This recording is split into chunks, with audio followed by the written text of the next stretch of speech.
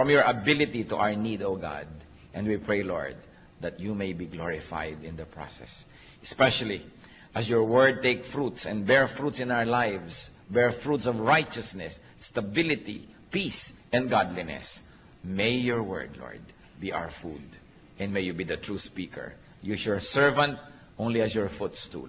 But speak to your people. And in the name of Jesus, we reject, rebuke, drive away, bind the work of the devil. And set the Spirit free so that you, O Holy Spirit, may work in us and through us. Father, we commit this time to you, confident that you hear as we ask in Jesus' mighty name. Amen. Nanghihina ako. Naramdaman nyo na po ba sa buhay nyo yan na parang isang problema na lang bibigay na kayo? Parang ayoko nang makarinig pa, hindi ko na kaya, tama na muna ngayon, pagpahingahin muna ako. Kuminsan ang mga problema dumarating sunod-sunod, ang panghihina sunod-sunod, nakaka-demoralize, may sakit ka na kuminsan, wala ka pang pera, tapos pinagtaksilang ka pa ng iyong kabiyak, sunod-sunod, mo nanghihina ako. O kaya ang dating ng temptation, hindi mapatid-patid, nanghihina na tayo, gusto na nating bumigay. Or you might be discouraged, disillusioned, ang lahat ng effect niyan, panghihina.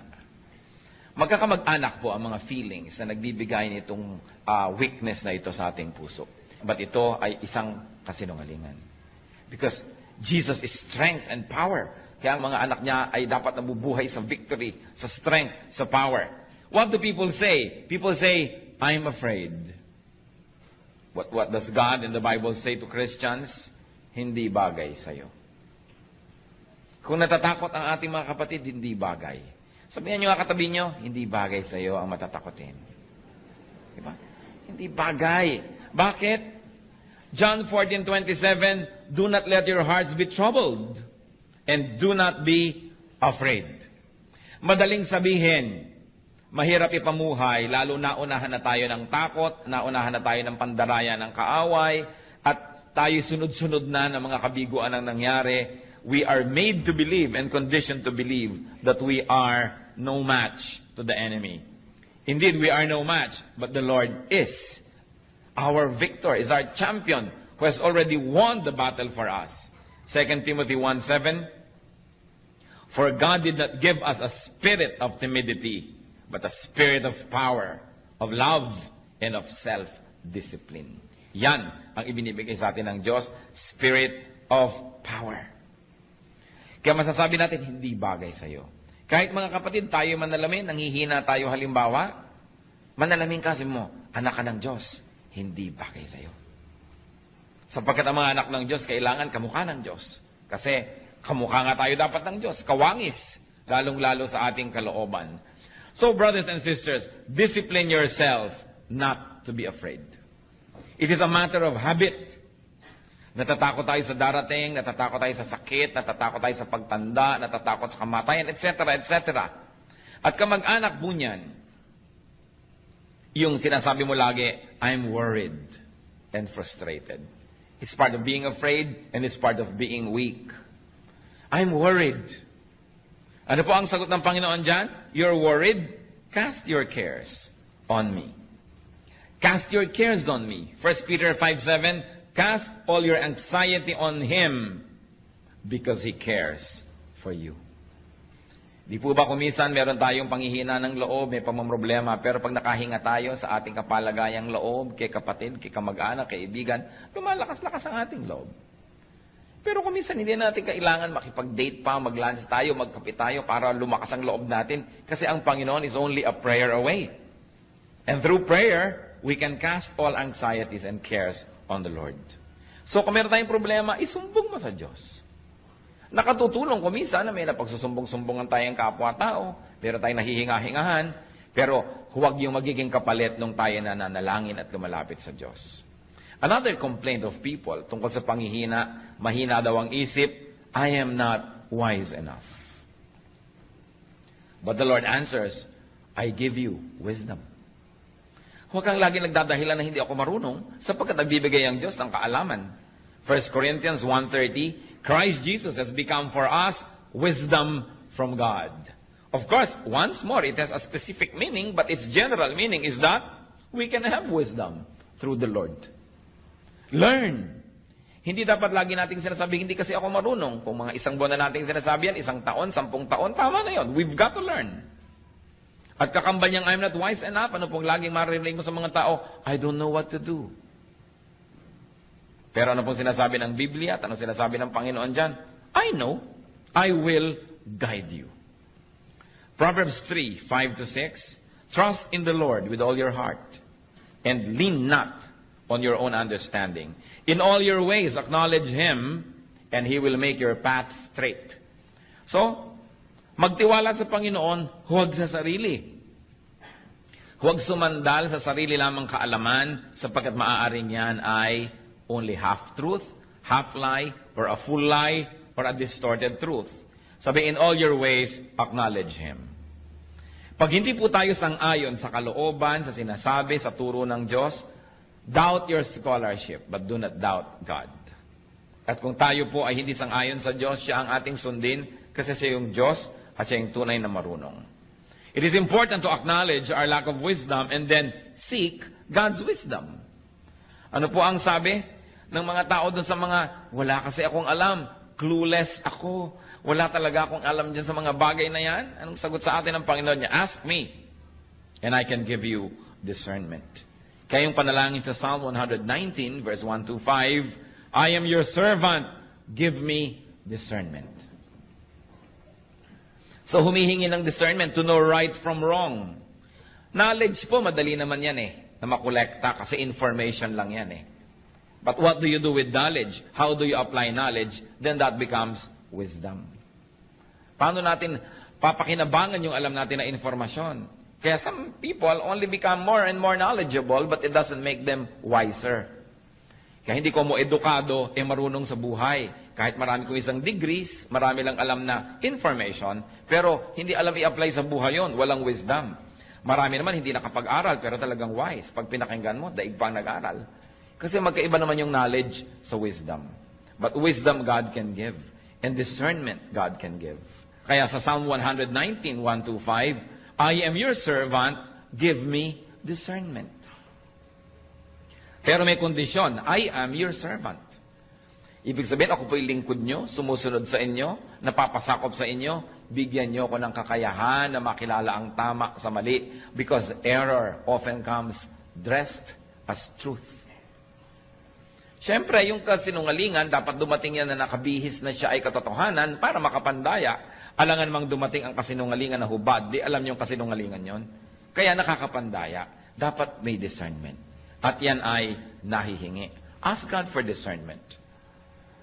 Sa pagbabago po ng ating buhay, sa pagbabago ng ating pananaw, importanteng magbago muna ang ating isip at paraan ng ating pag-iisip. Kaya sabi sa Romans 12:2, be transformed by the renewing of your mind. Then you will be able to test and approve what God's will is. His good, pleasing, and perfect will. Yan ang kagustuhan ng Panginoon, tayo mabago. At wala pong nagbabago hanggang hindi mo na nababago ang paraan ng kanyang pag-iisip. Kaya ang ating isip ay pinapakain natin ng karunungan na nagmumula sa Diyos. At pagkatapos hinihingan natin ang pagpapala na yung karunungan na yun ay madilig at maging wisdom, maging applied knowledge. Kakambal ding reklamo ng mga tao dyan sa I'm not wise enough, hindi ako marunong. Yung nga iba excuse na yun Sa karunungan nga nila, nagkukunwa-kunwang di marunong para hindi maging responsible, para hindi mo asahan at huwag masisi. But the Bible says you can be wise. Hindi bagay sa mga anak ng Diyos ang hindi wise. Dapat ang mga anak ng Diyos ay wise. James 1:5, if any one of you lacks wisdom, he should ask God, who gives generously to all without finding fault, and it will be given to him. Nagbibigay pala ng wisdom ang Diyos. So kung wala kang wisdom, either hindi ka humingi o tinatanggihan mo yung binibigay ng Diyos. Pero kung tayo humihingi at handa tayong tanggapin yon, magkakaroon tayo nun. So we can learn to have wisdom. We can ask for such. And then we can be strong, because to be wise is to be strong. Isa pa pong reklamo sa panghihina, sabihin iba, mahina ang desisyon ko. I don't know what to do. But the Bible says, the Spirit of the Word of God says, I can guide you. Pati nga sa sasabihin ng mga disciples, sabi ng Espiritu ng Diyos, tuturuan ko kayo ng sasabihin. Matthew 10:19. But when they arrest you, do not worry about what to say or how to say it. At that time, you will be given what to say. Kaya sabi ng Panginoon, kung darating ang panahon na kayo aarestuhin dahil sa akin, dahil sa aking pangalan, dahil sa pagtuturo nyo, huwag kayong mag-alala kung paano nyo ipagtatanggol ang inyong sarili. Huwag kayong mag-alala kung anong sasabihin nyo. Sa oras na kailangan nyo magsalita, bibigyan kayo ng Espiritu ng Diyos ng mga pinakatamang sasabihin. Kaya mga iba, sabihin mo, mag-Bible study ka, mag-lead. Ay, hindi ko marunong magturo, hindi ko alam sagutin ang mga tanong. O tumurong ka naman, maggawa ka ng ganitong ministry, hindi ko alam ang gagawin. Talaga pong hindi natin alam. Pero ang pangako ng Diyos, if we are His servants, He will give us discernment. Sasabihin natin, Lord, narito na po yung bibig ko, inaalay ko na po sa inyo, kayo po ang magsalita. Narito po ang aking kamay, kayo ang maglingkod through me. Narito ang aking paa, kayo maglakad at pumunta sa gusto niyong puntahan through my body. So I will become a living sacrifice, not a dead one. You can live in me, you can live through me, and you can love through me. That's why we become instruments and channels of God's blessings. Huwag tayong matakot. Ang mahalaga, inaalam natin ang pwede nating alamin. Hindi naman pwede natin sabihin na, oh Lord, kayo na po ang bahala, hindi na ako mag-aaral, wala na akong gagawin, bahala kayo.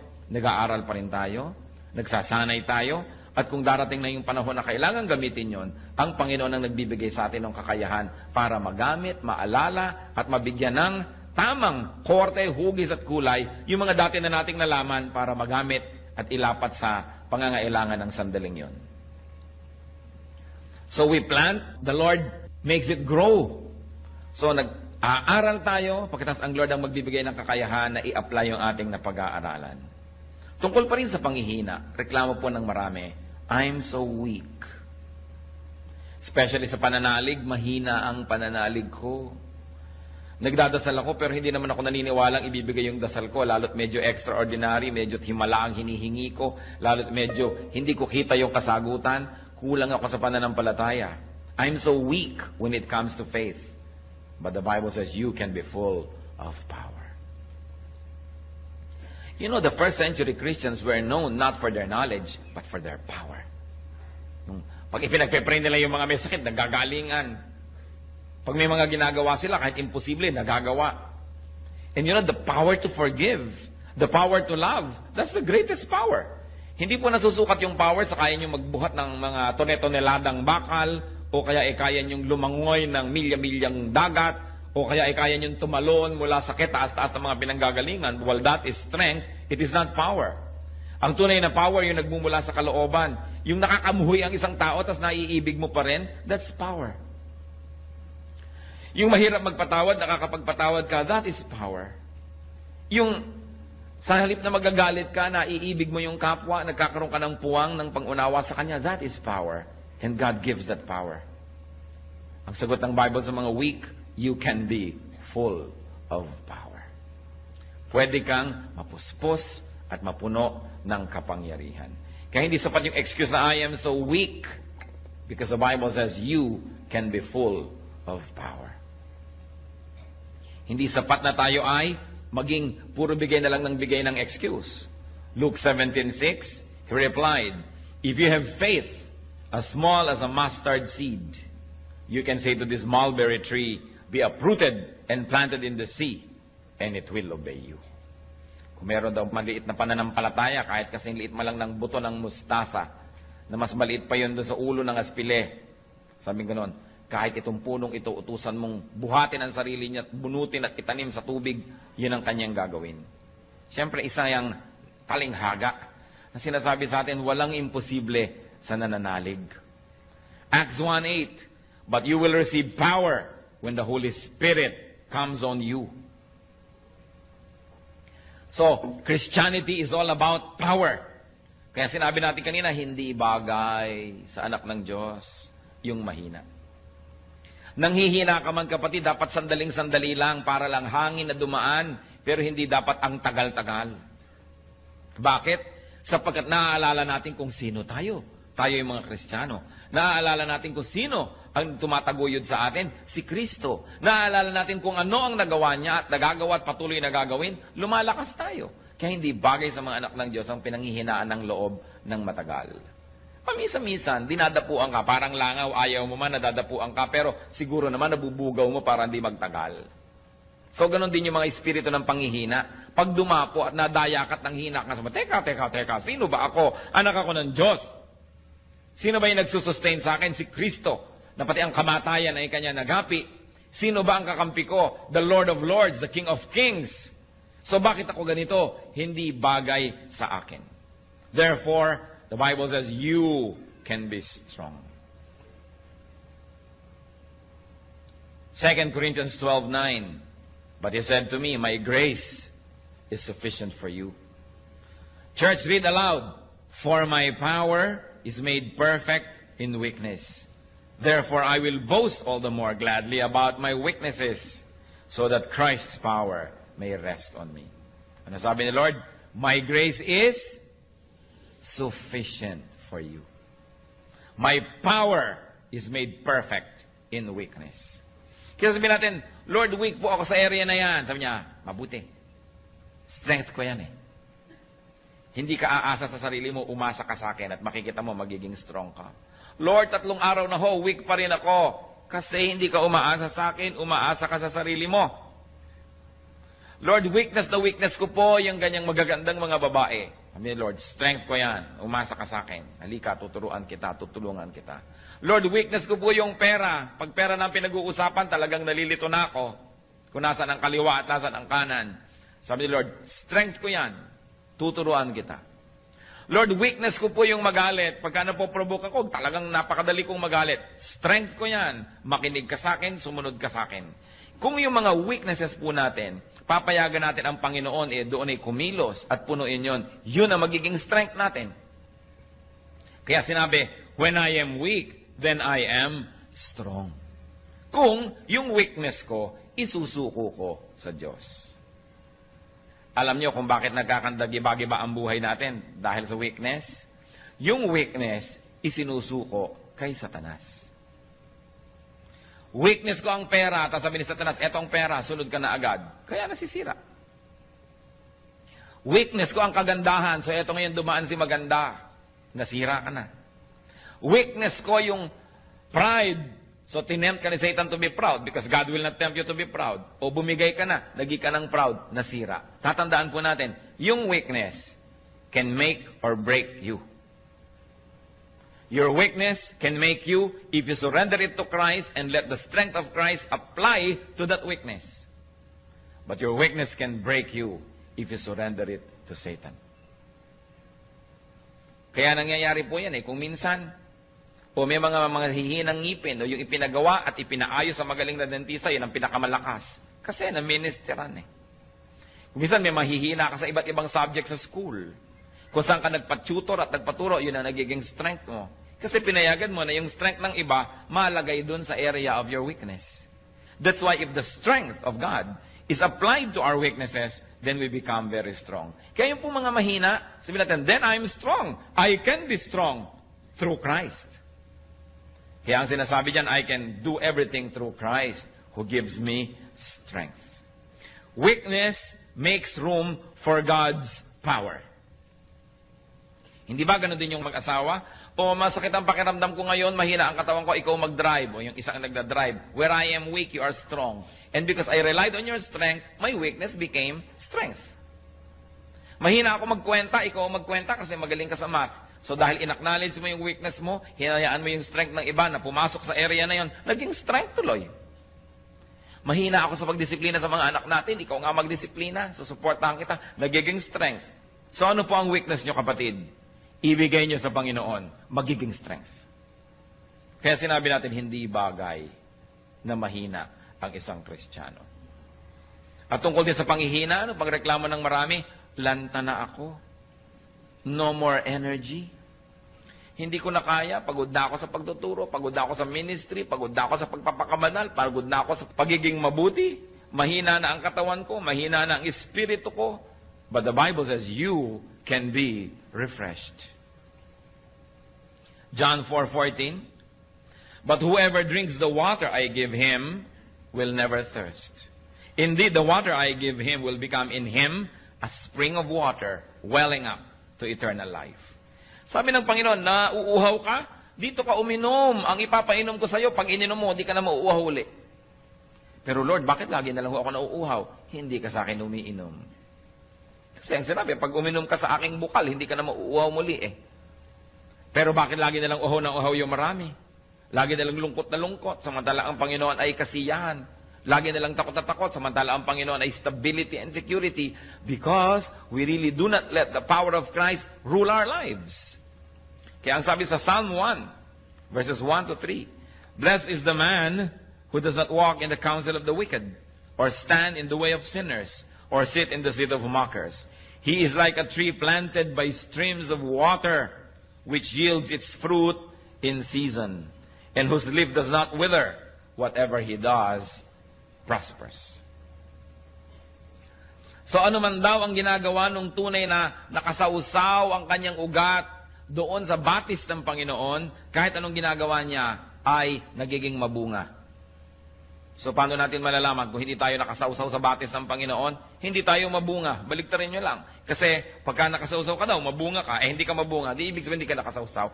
Hindi po, lagi naman ako sa church. Hindi ibig sabihin, no, nakasausaw na tayo sa tunay na salita ng Diyos. Palabasan naman ako ng Bible, ang dami ko alam na verses. It doesn't follow that we are already godly and we are really drawing strength from the Lord. Kailangan talaga tunay, hindi pakitang tao, hindi panglabas, at hindi pangimbabaw lamang. Lalaliman natin. So, ang mga anak ng Diyos, hindi bagay na lalanta. O ba't ganyan ang itsura mo? Lumong-lumo na ako eh. Pagod na pagod ako sa kabutihan. Teka, hindi bagay yan sa'yo. Hindi ka dapat nalalanta ng ganyan. Baka hindi ka planted by streams of water. Akala mo lang. Kaya kailangan lagi tayong nagre-renew ng ating relationship with the Lord. Lagi tayong nagre-renew ng ating kabanalan, humihingi ng tawad sa ating mga kasalanan, nag-aaral ang mga salita ng Diyos at patuloy na humihingi ng karunungan kung paano i-apply yon. Yung iba ang panghihina nila, hindi ko kayang gumawa ng mabuti. Ano? Yung biyenan ko, kakausapin ko, hindi ko kaya yan. Ano? Tutulungan ko yung mga dating umisulto sa akin, hindi ko kaya yan. Ano pong reklamo ng iba? I cannot afford to do good. Yan ang aking weakness. But the Word of God says, I can give you enough supply, enough strength, so you can afford to do what is good. 2 Corinthians 9, verse 8.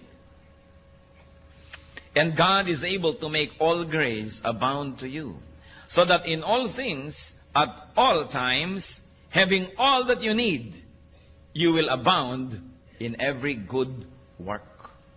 Yan po ang pangako. Aapaw tayo sa mabubuting gawa, sapagkat sa lahat ng panahon, aapaw ang grasya ng Diyos sa ating buhay. Sa lahat ng oras, sa lahat ng lugar, you will have everything you need. In that case, you will overflow and you will abound in good works. Yan po ang kalooban ng Diyos para sa atin. Hindi maging mahina tayo sa paggawa ng mabuti. Marami mga tao mahina sa paggawa ng mabuti, pero malakas sa paggawa ng masama. Hindi makapagpakumbaba, hindi makapagsabing I'm sorry, pero kayang-kaya niya magsabi ng masasakit na salita sa kapwa. Pag I'm sorry, hindi masabi. Pero pag masakit na salita, kaya. Pag act of kindness, kayang gawin. Sinasagot-sagot yung magulang, kayang-kaya. Pero pagka gusto ng yung magulang ihalikan o yakapin, hindi magawa-gawa. Nahihirapan ng loob pag gagawa ng mabuti. Pero gagawa ng mali, malakas ang loob. Pagka mandadaya, malalakas ang loob. Pagka aamin ng pandaraya, paghingi ng tawad, hindi kaya. Bakit nga ba ganun ang maraming tao? Ibig sabihin lang, hindi tayo lubos na nakasawsaw sa batis ng Panginoon. Kasi bakit pagka may energy, pag nakikipag-away, kayang-kaya. Pero pagka gagawa ng mabuti, nahihiya. Ngingiti lang sa kapwa, hindi makangiti-ngiti. Napakarami pong tao gustong ngumiti, pero ayaw lang, nahihiyang ngumiti. Ayoko ngumiti, nakakahiya. Pero kayang-kayang manimangot. Yung gagawa ka lang ng mabuti, nakakahiya. Bakit babaligtad na yata? Kaya sabi, you will abound in every good work. That's why we have to be immersed in God's water. In God's perfect living water. Yung iba po, anong panghihina? Sabi na, huwag na tayo mag-Bible, huwag tayo mag-Christian. Kahit naman mabuti tayo ngayon, next week, babalik din tayo sa dati. Hindi rin natin kaya i-maintain yan. Yan ang reklamo ng iba. I am weak. I cannot maintain a holy lifestyle. I cannot be holy enough. Yan po ang reklamo ng iba. Sobra akong mahina, hindi ko rin naman kayang i-maintain, huwag na lang umpisahan. But the Lord says, I will help you. Yan ang kanyang pangako. You say you cannot maintain a holy lifestyle, I cannot be holy enough. The Lord says, I will help you. Philippians 1:6, being confident of this, that He who began a good work in you will carry it on to completion until the day of Christ Jesus.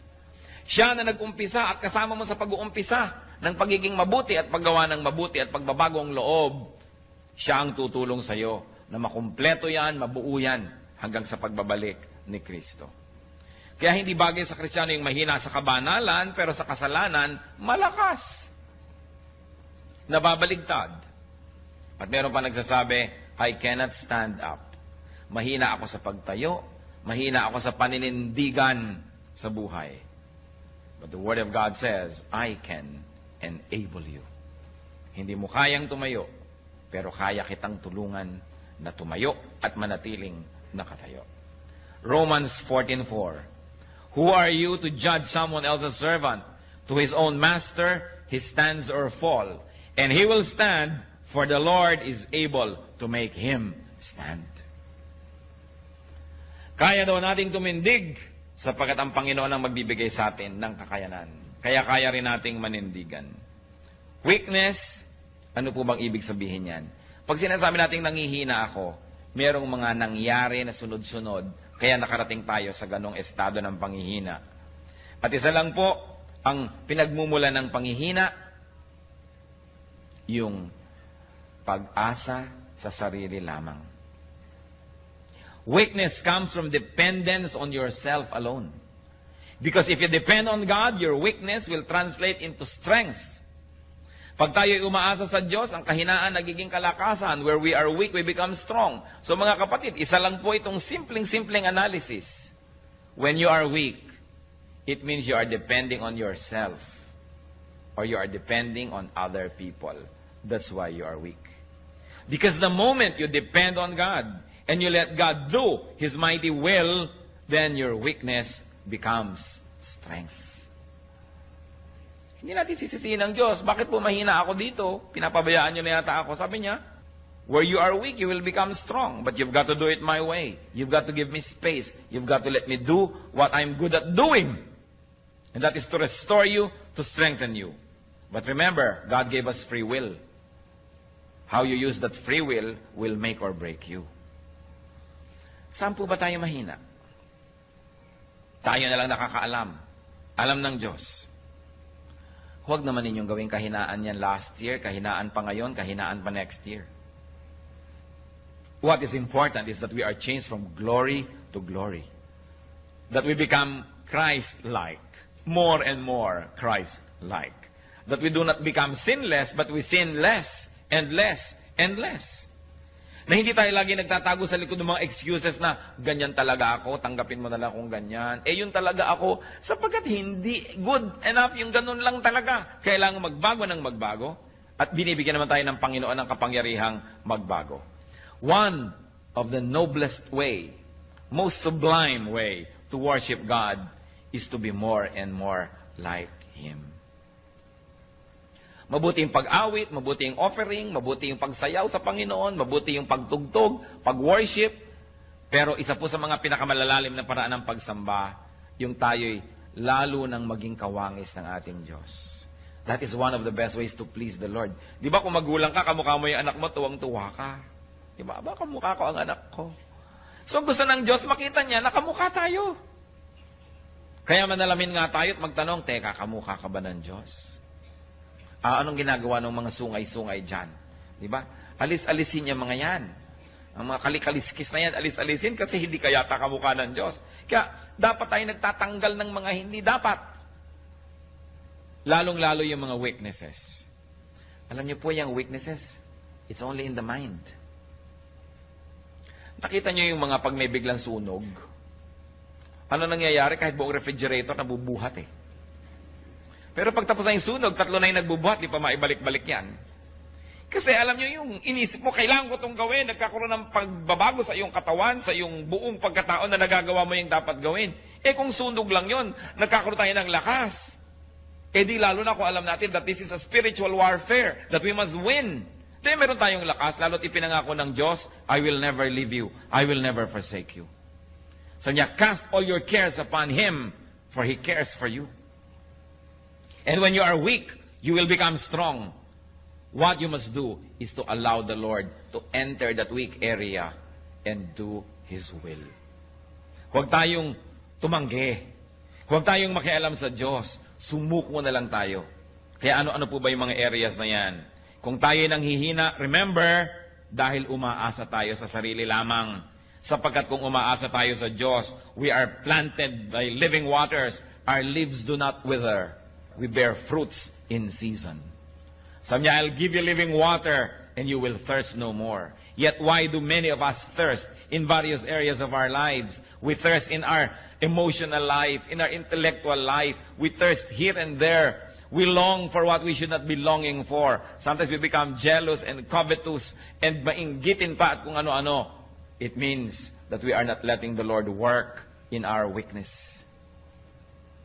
Isang inaalagaan pa natin yung weakness na yun na, alam mo naman, weakness ko, dapat pinapansin ako. Talaga pag hindi ako napapansin, nagagalit ako. At yung hindi ka mapapansin, nagagalit-galitan ka pa at dinadagdagan mo pa. Dahil sasabihin mo, ako ito, kailangan bilhin mong ako ito. No, we should be changed. Be changed by the renewing of your mind. Ang kagustuhan kasi natin kumisan, paikutin ng buong planeta, mag-adjust sa atin. Yung tuwang-tuwa tayong, huy, talagang pag nakakakita ng pula yan, nagagalit, kaya huwag ka magpapakita ng pula. Talagang pagka nai-ignore yan, nagagalit, kaya papansinin mo lagi. Lalo tayong bine-baby ng mundo, lalo lamang lumalaki yung loob natin sa ating mga kalikuan. Kaya pag alam natin, mali ako dito, Lord, I surrender this weakness to you. Turn it into strength.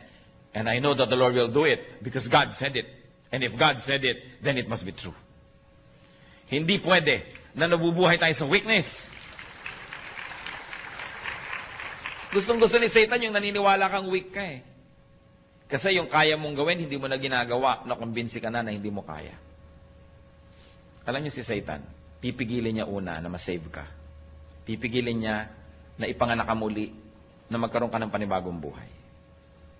Pag di niya napigil yon, at di naman niya kayang pigilin, kung gugustuhin ng may katawan, di niya mapipigil. Pag di niya napigil yon, ang susunod niyang pipigilin, lumago ka sa pananampalataya. Pipigilin niya yan.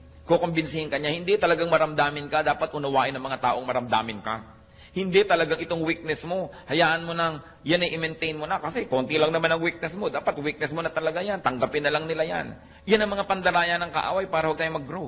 Sapagkat ang tao, pag ipinanganak na muli, dapat ka namang lumago at mag-mature. Kaya ang goal natin, first is to have a new life, the rebirth, and then to grow into maturity. Pero ang dami hindi nagmamature.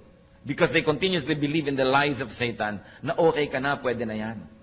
Kailangan hindi. Kailangan patuloy tayong humihingi ng pagbabago.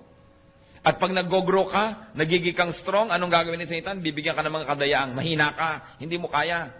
Masakit ang katawan mo ngayon, meron kang sakit sa bato, meron kang diabetes o mahina ka. Kaya tuloy, idadamay na niya yung pati lakas ng loob mo, espiritu mo, panghihinain ka na sa lahat ng area. Wala kang pera, hindi mo kayang gawin yan. Ang weakness mo, wala kang pera. Bakit? May pera ba yung mga apostles? May pera ba si Kristo? May pera ba sila nun? Ang dami nilang nagawa. May wala kang ganito, wala kang ganyan. Puro pandaraya. Ang ibig sabihin lang, mahina ka, mahina ka, mahina ka. Ikaw naman naniwala na, mahina nga ako. Kaya siya ngayon, nakaka-take over. But when you do not give Satan the space, he will never have space. That's why the Bible says, resist the devil and he will flee from you. Just resist. You don't have to fight. Bakit mo lalabanan yung demonyo? Malakas yun. Nilabanan na siya ng Panginoon at natalo na. Kaya hindi na dapat tayong parang lagi nakikipagtunggali. Sabi natin, teka, tapos na ang labanan na. Bakit nakikipaglaban na naman ako? Nadaraya yata ako Narito na lang ako para kunin yung premyo. Narito na lang ako para mag-enjoy ng victory ng Panginoon kasi siya yung lumaban para sa akin. Ano't nakikipaglaban na naman ako? Dinadaya tayo Victory is already ours. Kaya pag nadadaya kang hindi ko to kaya, sabi mo, it's a lie because the Lord already rose from the grave. Binayaran na lahat ng kasalanan. Tinalo na si Satanas. Bakit ako mamumuhay na talunan? Bakit? Alagad ba ako ni Satan? Hindi. Bakit ka talunan? Siya yung talunan. Dapat dito ka sa kabilang panig sapagkat ang Panginoon ay nanalo. Kaya tayo, we can have victory.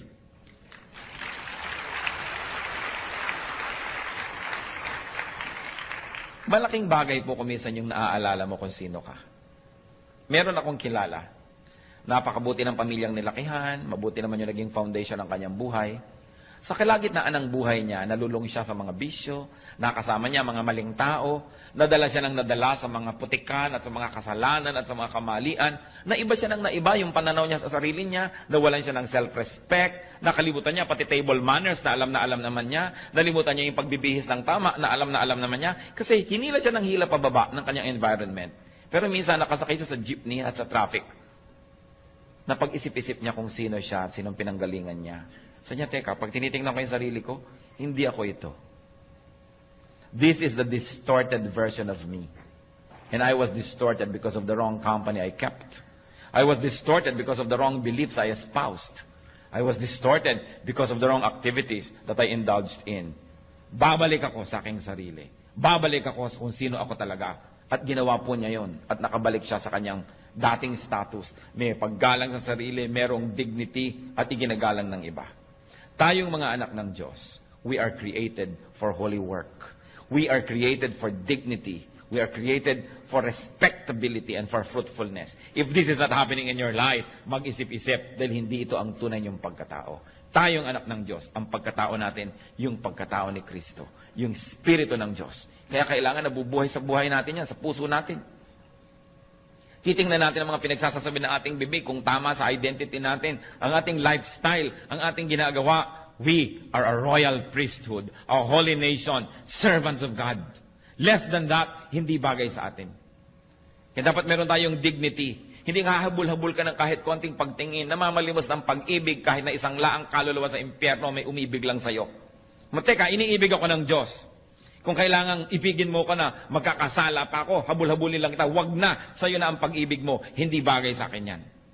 Anak ako ng King of Kings and Lord of Lords. Hindi bagay na isinasangla kong kaluluwa ko, magkapera lamang, magkaroon lang ng mga hinahangad ko. Kayang ibigay sa akin yan ng Diyos, God's way, not through Satan's way. Don't live in a lie. You are a child of God. Mahalaga inaalala mo, sino bang magulang ko? Di ba ang Diyos? Hindi naman si Satanas. Ba't ganito ang nangyayari sa buhay ko? Bakit sinusunod ko si Satan? Mali. Sino tayo? Sabi sa Bible, but you are a holy nation. You are a royal priesthood. You are the children of God, children of light. You are the inheritors of all of God's creation. Seed of Abraham through Christ. Pag naaalala natin kung sino tayo, mamumuhay tayo above all our weaknesses. Mamumuhay tayo ng kagalang-galang na paraan. Kung kinakailangang mabawasan yung material blessing na yan, basta maging kagalang-galang tayo, di bale. Pero hindi tayo magpapakahamak, magpakadusta-dusta, magkaroon lang ng kotse, magkaroon lang ng bahay, magkaroon lang nito. Sapagkat lahat ng bagay na yan, lilipas din. Hindi kailangan na yung espiritu, which is forever, will be sacrificed for something, for some matter, which will decay in a matter of years. It's important to remember who we are. Because when we do, we live according to the true identity. Sasabihin nyo, pero, sino ba ako? Dati naman talaga akong taong putik. Dati naman talaga ako nasa kasalanan. Dati naman, no! 2 Corinthians 5:17. If anyone is in Christ, he is a new creation. The old is gone, the new has come. May bago na tayong pagkatao at dapat tayong mabuhay according to that new person and new personality. Nilimot na ng Diyos yung dati nating mga ginawa, mga kasalanan at mga pagkakamali. Bigyan tayo ng bagong pasimula. Kaya dapat yun na ituloy na natin. Hindi yung sinasabi sa Bible that the seed is washed only to wallow in the mire. Hinugasan na ng hinugasan pag babalik nila sa putik. Nahugasan na tayo, panindigan natin. At hindi tayo dapat magpabalik-balik sa mga kamalian. Huwag kayong magpapadaya that you are weak. Because in Christ, faith, we can do anything. Weakness means dependence on oneself. Strength comes from dependence on Jesus. Kaya kung nanghihina, alam natin yun, tumahawa. Bakit pinanghihinaan ng loob? Ang dami kong gagastusin, wala akong pera sa bulsa. Umaasa ka sa sarili mo. maaaring bigyan niya ka ng kalakasan para harapin yun. Naku, ano kaya ang gagawin ko pag tanda ko? Paano yan? Wala akong savings, wala yata akong naipon. Umaasa ka sa sarili. Kung umaasa ka sa Panginoon, lalakasan yung loob.